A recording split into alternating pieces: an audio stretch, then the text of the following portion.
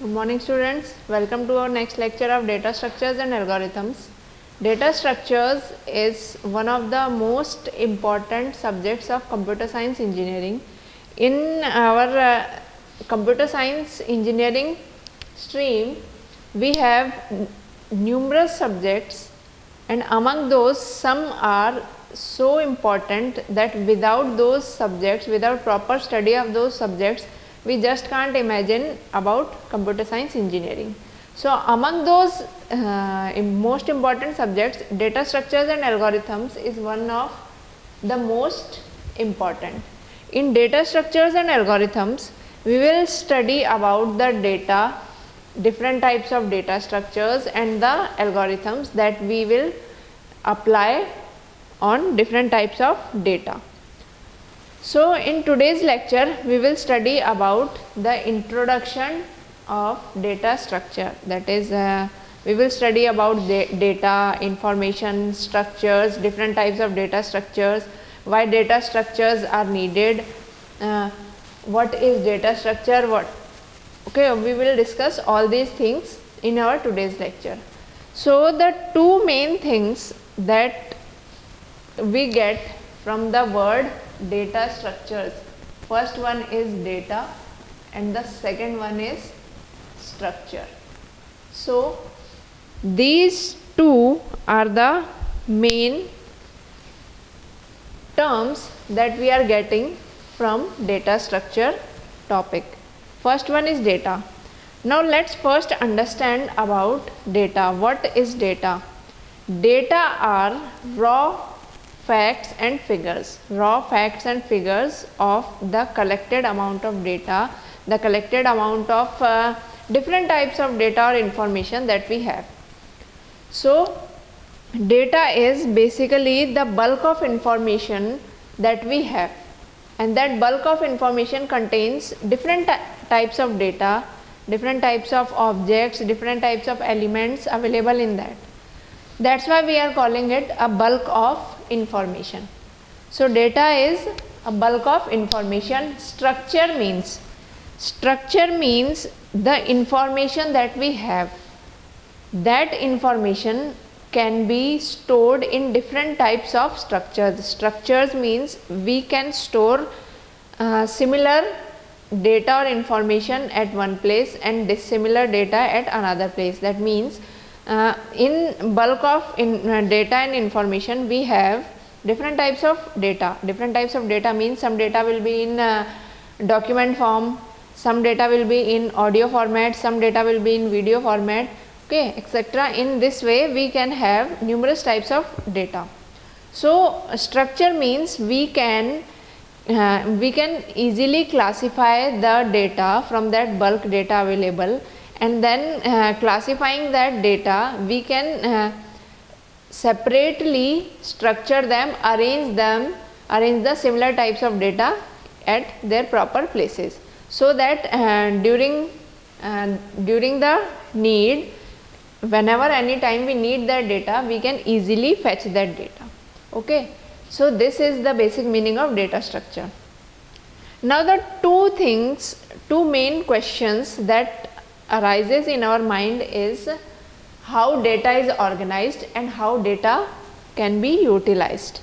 The two main questions that arises in our mind are how data is organized, that is the data, the bulk of data that we have, how we can arrange that bulk of data. We will study about that. So, this is the first question that arises in our mind after studying about data, the term data. And the second question is how it is utilized.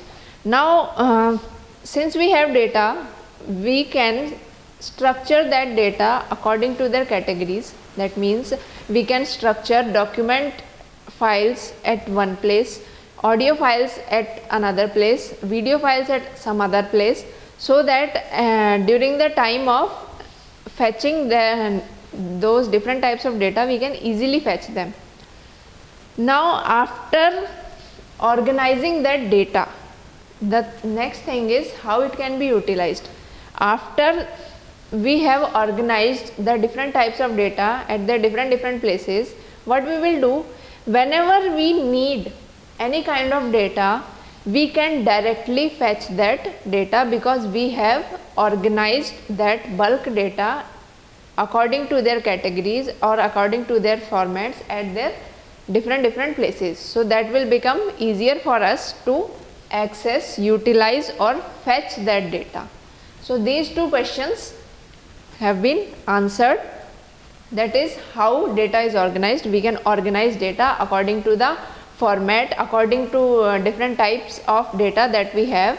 That means similar type of data will be stored together, and after storing the similar type of data, we can easily utilize them. Okay. Now the next question is, what is information? Till now we have studied about the data. Now the next question that comes is, what is information? Information is arrangement of some data in an appropriate sequence. That means till now we studied about data. Data are raw facts. So those raw facts and figures that we have, that means the bulk of data that we have, from that bulk of data, arrangement of some data in an appropriate sequence, arrangement of some data in a particular and an appropriate sequence will give us a meaning. After properly arranging that data in an appropriate sequence, that arrangement of data in appropriate sequence will give us a meaning, and this meaning is known as information.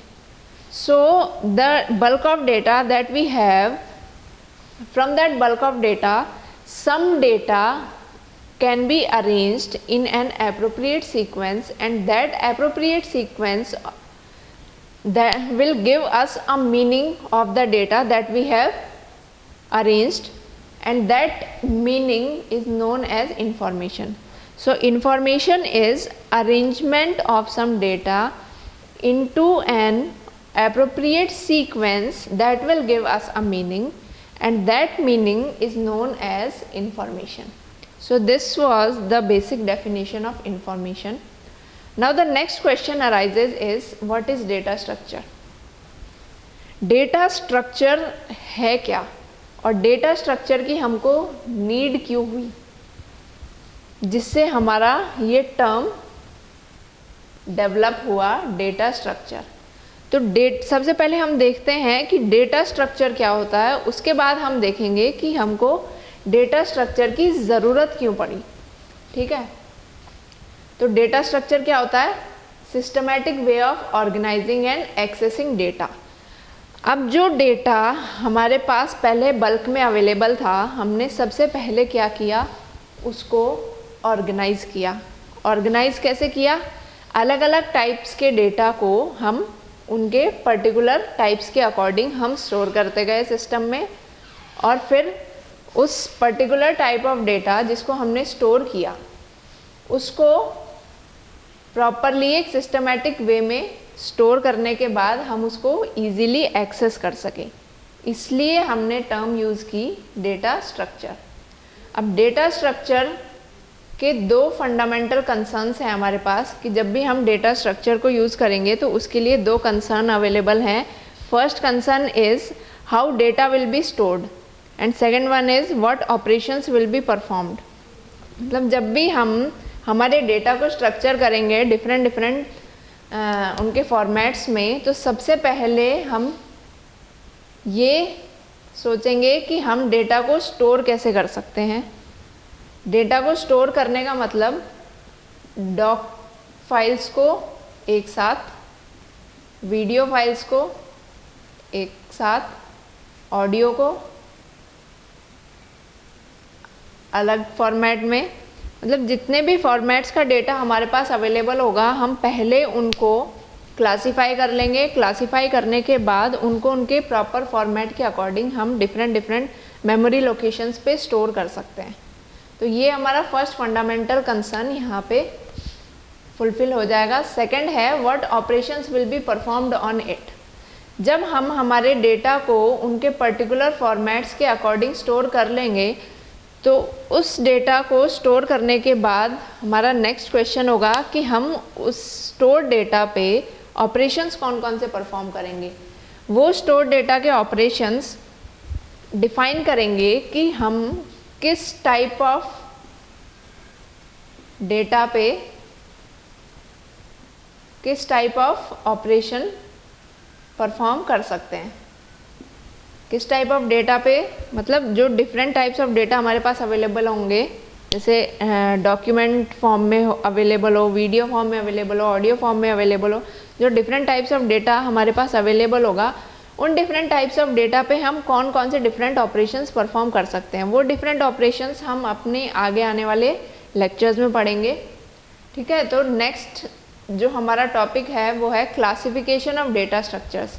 अभी तक हमने पढ़ा कि data क्या होता है, structures क्या होता है, इंफॉर्मेशन, फिर डेटा स्ट्रक्चर्स क्या होता है। अब हम देख रहे हैं कि डेटा स्ट्रक्चर्स को हम क्लासिफाई कैसे कर सकते हैं। डेटा स्ट्रक्चर को हम दो तरीके से क्लासिफाई कर सकते हैं।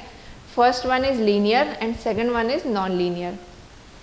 तो हमारे पास दो वेज होते हैं, we have two ways of classifying data structures. First one is linear and second one is non-linear.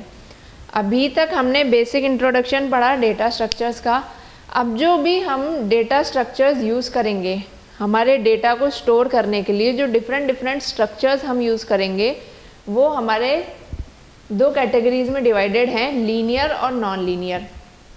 अब पहले देखते हैं linear data structures. Linear data structures का मतलब है ऐसा डेटा जो हमको लीनियर फॉर्मेट में अवेलेबल होता है। लीनियर फॉर्मेट मतलब एक प्रॉपर सीक्वेंस में अवेलेबल होता है। प्रॉपर सीक्वेंस को भी अगर हम देखें तो या तो हमारा डेटा इंक्रीजिंग ऑर्डर में हो या डिक्रीजिंग ऑर्डर में हो।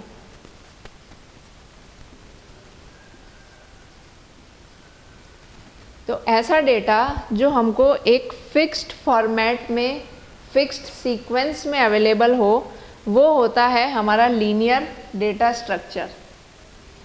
ठीक है, linear data structure means data that is available in proper format in proper sequence. और इसका एक प्रॉपर फॉर्मेट और प्रॉपर सीक्वेंस का एग्जांपल हम ले सकते हैं इंक्रीजिंग या डिक्रीजिंग ऑर्डर में। मतलब हमारा जो डेटा वो इंक्रीजिंग ऑर्डर में या डिक्रीजिंग ऑर्डर में अवेलेबल हो या एक प्रॉपर फॉर्मेट में अवेलेबल हो, उसके लिए हम यूज़ करेंगे लीनियर डेटा स्ट्रक्चर।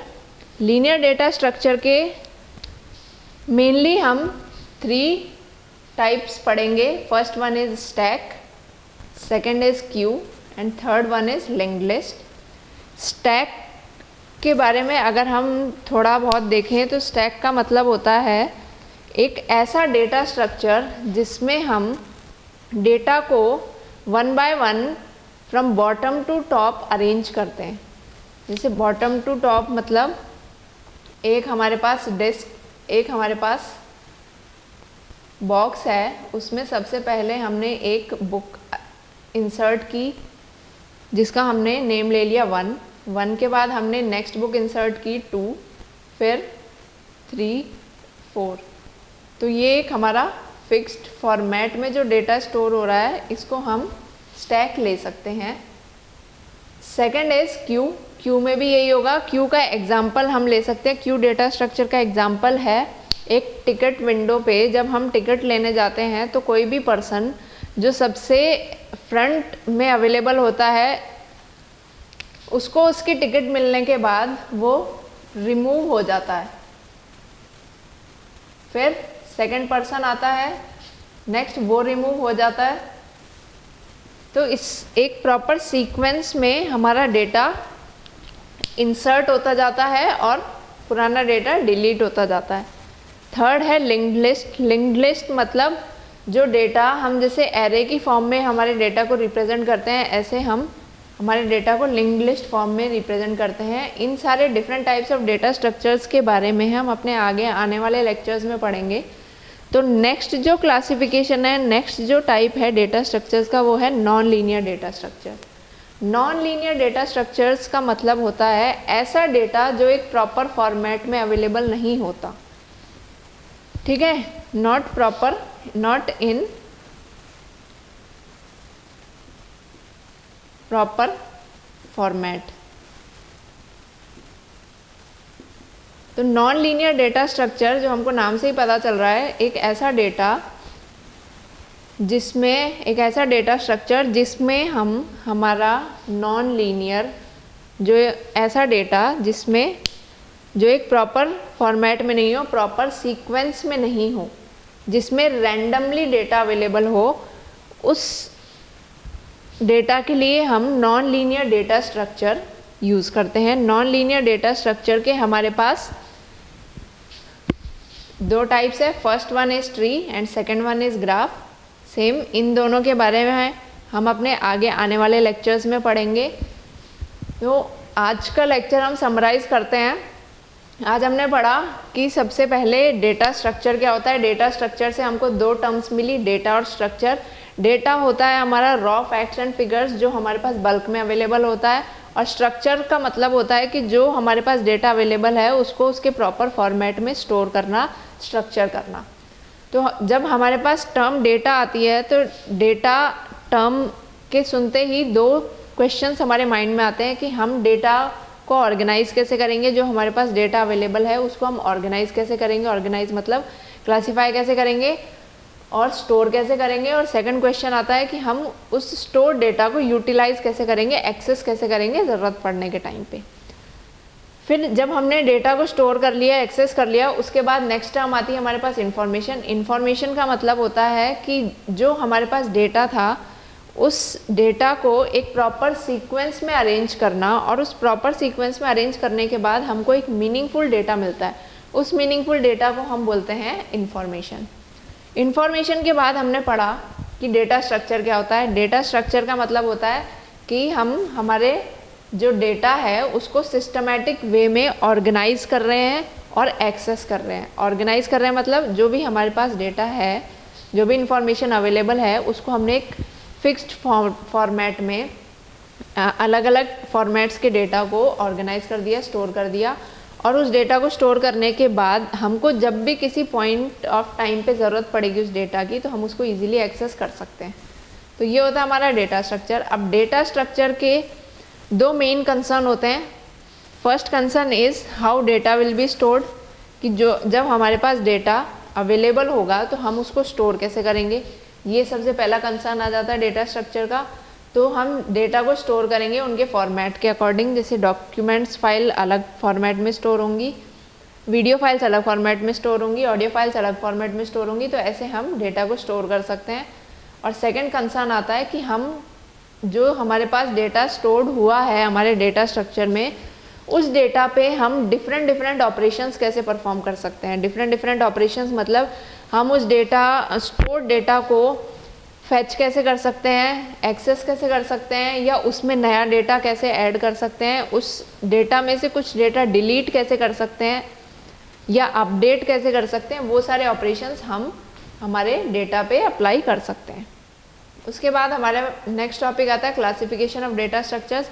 हमने डेटा स्ट्रक्चर्स को दो पार्ट्स में क्लासीफाई किया। फर्स्ट था हमारा लीनियर और सेकंड था नॉन लीनियर। तो लीनियर डेटा स्ट्रक्चर का मतलब होता है कि ऐसा डेटा जिसको हम एक प्रॉपर फॉर्मेट में, प्रॉपर सीक्वेंस में अरेंज करते हैं, या जो डेटा हमारे पास प्रॉपर फॉर्मेट या सीक्वेंस में अवेलेबल होता है उसको हम बोलते हैं लीनियर डेटा स्ट्रक्चर। उसका प्रॉपर सीक्वेंस को हम अगर समझाना चाहें तो उसका मतलब होता है एक प्रॉपर इंक्रीजिंग या डिक्रीजिंग ऑर्डर में, एक प्रॉपर फॉर्मेट में जो हमारे पास डेटा होता है उसको हम लीनियर डेटा स्ट्रक्चर की हेल्प से रिप्रेजेंट करते हैं। उसके टाइप्स हैं स्टैक, क्यू और लिंक्ड लिस्ट। इन टाइप्स के बारे में हम आगे आने वाले लेक्चर्स में पढ़ेंगे। सेकेंड टाइप है हमारा non linear data structure. In non linear data structure में हमारा वो डेटा अवेलेबल होता है जो एक फिक्स्ड फॉर्मेट में अवेलेबल नहीं हो। फिक्स्ड फॉर्मेट में अवेलेबल नहीं हो मतलब रैंडमली अवेलेबल डेटा। तो रैंडमली अवेलेबल डेटा को हम दो टाइप से स्टोर कर सकते हैं, ट्री और ग्राफ। तो ट्री और ग्राफ जो हैं वो हमारे नॉन लीनियर डेटा स्ट्रक्चर के टाइप्स हैं। इनके बारे में भी हम अपने आगे आने वाले लेक्चर्स में पढ़ेंगे। Thank you so much.